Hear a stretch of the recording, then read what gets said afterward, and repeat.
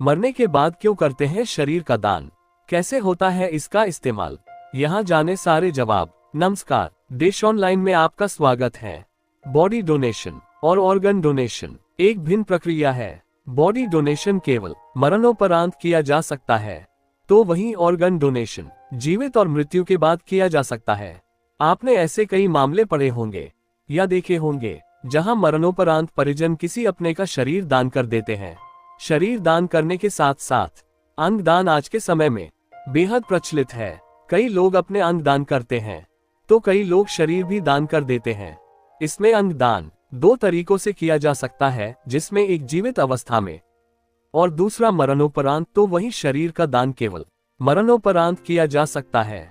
IGMC के अस्पताल प्रशासक और state organ tissue and transplant organisation Himachal Pradesh SOTTO के joint director doctor Shomin Dhiman ने बताया कि बॉडी डोनेशन और ऑर्गन डोनेशन एक भिन्न प्रक्रिया है। बॉडी डोनेशन केवल मरणोपरांत किया जा सकता है, तो वहीं ऑर्गन डोनेशन जीवित और मृत्यु के बाद किया जा सकता है। बॉडी डोनेशन में शरीर को अस्पताल प्रशासन को सौंपा जाता है और ये परिवार के लोगों का स्वैच्छिक निर्णय होता है। 6 घंटे के भीतर इस्तेमाल हो सकती हैं आंखें। डॉक्टर ने बताया कि बॉडी डोनेशन में मरणोपरांत 6 घंटे के भीतर व्यक्ति की आंखों को इस्तेमाल किया जा सकता है।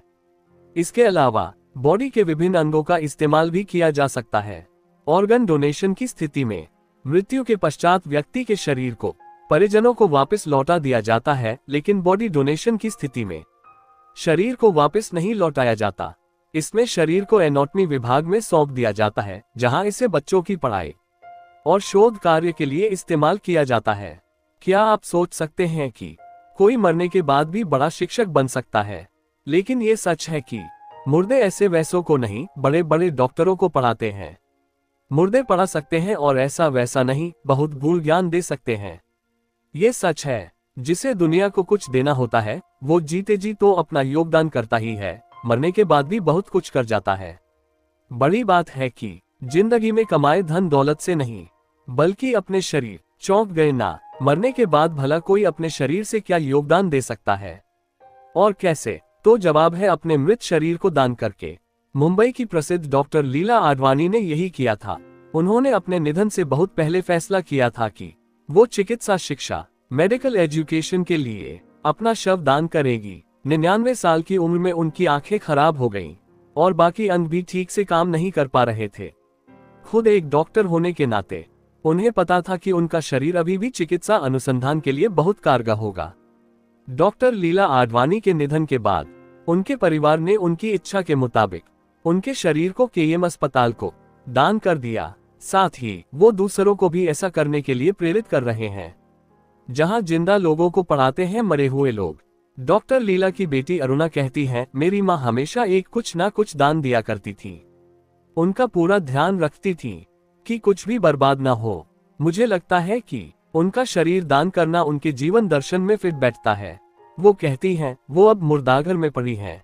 जैसा कि किसी ने एक बार कहा था, यही वह जगह है जहां मरे हुए लोग जीवित लोगों को सिखाते हैं।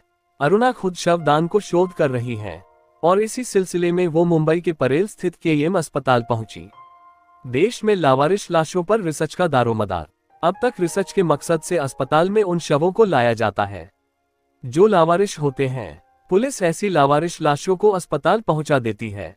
हालांकि आधार कार्ड जैसे पहचान पत्रों के कारण शवों की पहचान करना और रिश्तेदारों का पता लगाना आसान हो गया है, इसलिए लावारिस शवों की संख्या में अब गिरावट आई है। जीएस मेडिकल कॉलेज और केएम अस्पताल में शरीर रचना विज्ञान विभाग के सहायक प्रोफेसर डॉक्टर अभिजीत ढेंडे कहते हैं, 2015 में अनुसंधान के लिए आए 52 शवों में से 36 लावारिस शव थे। 2023 में मुर्दाघर को अब तक केवल 11 शव मिले हैं, जिनमें से 2 लावारिस थे। डॉक्टर ढेंडे कहते हैं, पिछले साल प्राप्त 20 शवों में से केवल 4 लावारिस थे। उन्होंने बताया, इन दिनों पुलिस जिस व्यक्ति का लावारिस शव पाती है, उसके रिश्तेदारों का पता लगाने में एड़ी चोटी का जोर लगा देती है। नतीजतन सार्वजनिक अस्पतालों को शवों की भारी कमी का सामना करना पड़ा है।